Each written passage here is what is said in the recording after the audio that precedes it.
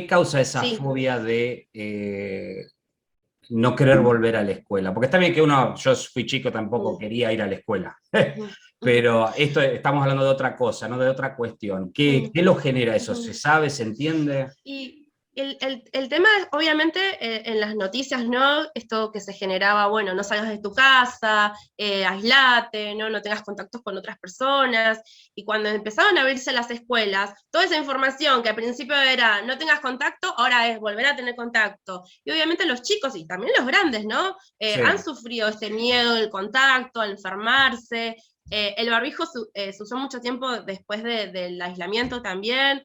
En Argentina se sigue usando muchísimo el barbijo, pero bueno, quedó este miedo, ¿no? El miedo a contraer la enfermedad, a enfermarse, y volver a tener la rutina que uno tenía antes de la pandemia hace que, por ejemplo, chicos, tengo justamente casos de chicos que no quieren volver a la escuela o no quieren salir de sus casas, lo que es agorafobia, el miedo a salir de sus casas, ¿no? Y esto se ha acrecentado muchísimo en lo que es los trastornos obsesivos compulsivos, por ejemplo, el trastorno, este miedo al ensuciarse, esta obsesión por la limpieza, ¿no? Tengo un caso de un joven de 21 años que está 7 horas bañándose, ¿sí? Y está Wow. media hora lavándose las manos, ¿sí? Y esto repetidas veces del día, ¿no?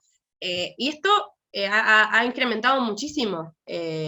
No solo niños y adolescentes, sino adultos, todo lo que es trastornos de ansiedad, ataques de pánico, insomnio, depresión, se ha elevado muchísimo. Por eso cuando te digo, hay mucho trabajo, sí, lamentablemente tenemos muchísimo trabajo.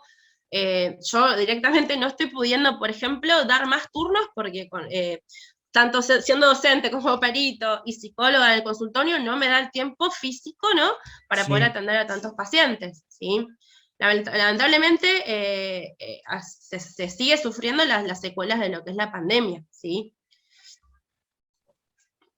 O sea que ahora, digamos, lo que podríamos decir en realidad, por los datos que estás dando y lo que vemos de la Ujú, UNICEF, que reporta, ¿no? 1 de cada 7 niños, eso no incluye los ujú, adultos, ¿no es cierto? Y todo ujú, eso, eh, ujú. es como que esta es una pandemia después de la pandemia, ¿no es cierto? Porque Y sí, realmente es impresionante los niveles que se están viendo. sí, una pandemia de salud mental estamos viviendo, ¿sí?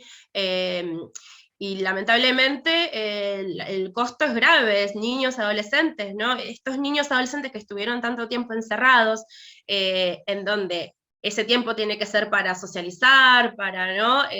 Recuerdo un caso de, por ejemplo, una paciente que su último año de secundario, que acá, por ejemplo, en Argentina se da que los chicos, el último año de secundario es un gran festejo en donde hay fiesta de egresados, viaje de egresados, acá se estila mucho, no tuvieron nada de eso, ¿sí? Y obviamente perdieron ese último año con sus compañeros, por ejemplo, chicos que empezaban su primer año universitario, era todo a través de la computadora, de clases, ¿no?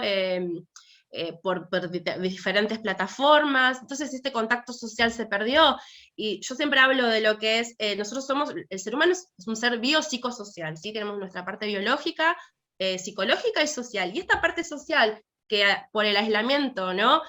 No se pudo, obviamente, porque había prohibición, ¿no? No podíamos ver a nuestros amigos, a nuestros familiares, hizo que este aislamiento hoy en día los chicos sigan sufriéndolo o les cueste adaptarse al colegio, adaptarse a lo que es socializar con otros, con pares, ¿sí? Entonces, obviamente, las escuelas también están con muchos trabajos, yo veo, y por ser también docente, ¿no? En las escuelas veo que el desborde que hay por determinadas temáticas, como te decía recién, bullying, o suicidios adolescentes, o ideas de suicidios, ¿no? O cortes.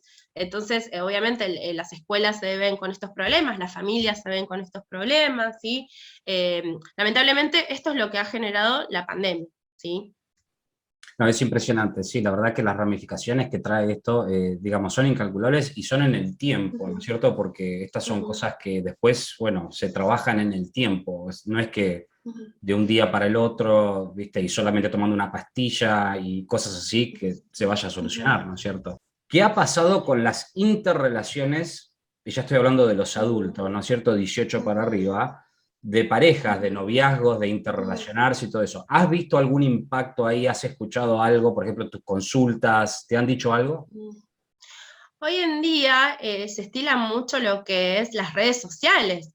Y esto de conocerse, ¿no? En vivo y en directo, o en un café, o en un bar, se ha perdido, ¿no? Entonces, por ahí suceden situaciones en donde no conocen realmente al otro, ¿no? La virtualidad hace que realmente no podamos conocer al otro. Y suceden, por ejemplo, casos de abusos, ¿no? Por ahí encuentros con personas que te decían una cosa por internet y por otra, ¿no? Tenía otra edad. Se está dando mucho todos estos temas, ¿sí? Y Sí. obviamente los adolescentes están también en riesgo de estas situaciones.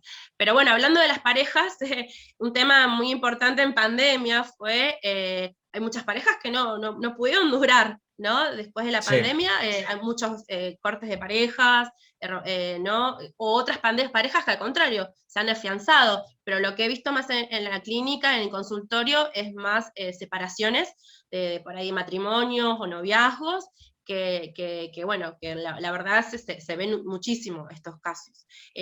Obviamente, estar encerrados, ¿no? 24 horas con una persona o con la familia, con hijos y demás, no fue fácil, obviamente, y hay personas que se pudieron adaptar mejor y otras personas que no se pudieron adaptar a la situación, ¿no? Muchos por ahí tenían el permiso, acá en Argentina se daba el permiso cuando eran trabajos esenciales, pero bueno, tal vez era el marido y no la mujer, y la mujer se quedaba con los chicos, y la mujer por ahí tenía que trabajar virtualmente, o a veces se daba el caso al revés, la mujer salía a trabajar y el hombre se quedaba en la casa, ¿no? Y bueno, algunos, como te decía recién, se pueden adaptar y otros no se han podido adaptar y siguen, ¿sí? Con algunas de estas secuelas que te nombraba recién.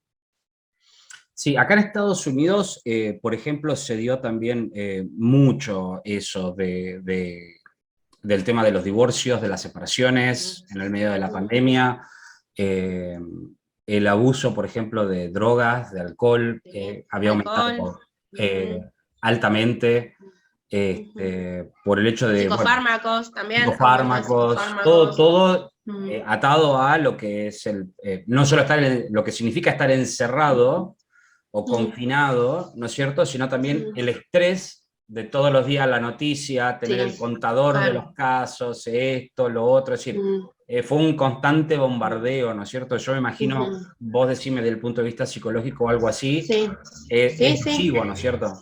Sí, es nocivo.